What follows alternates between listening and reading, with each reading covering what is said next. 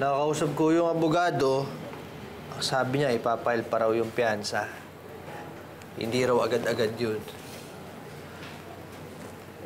Pasensya ka na, Carla. Nagkausap ba kayo?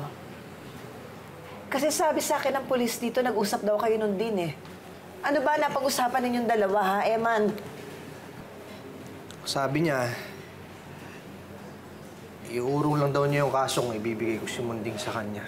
Natural, hindi ako pumayag. Anak ko yun eh. Eman, hindi mo naman tunay na anak si Munding eh. Ako, mahal ko rin si Munding, pero aminin na natin, hindi naman talaga siya galing sa atin. Kaya, Eman, sige na. Nakikiusap ako sa'yo. Pumayag ka na sa gusto ni Dean, anak. Hindi ko bibigay yung anak ko dun sa lalaking yun. Eman, mag-isip-isip ka nga.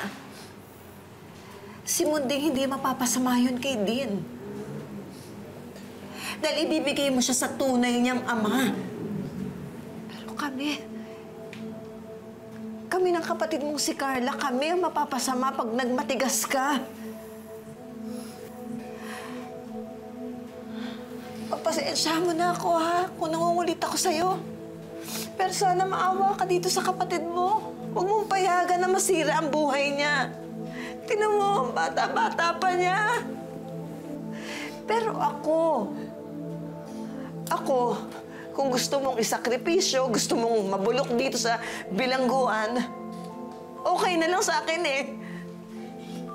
Sige, pabayaan mo akong mabaliw dito. Pero huwag mo nang pababayaan tong kapatid mo.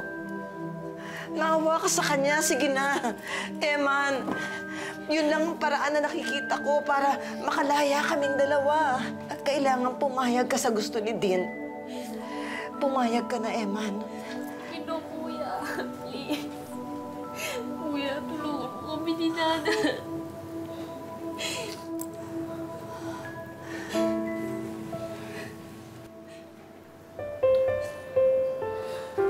Kuya, please. Kuya, please tulungan mo kami, Kuya. Kuya, ayoko dito.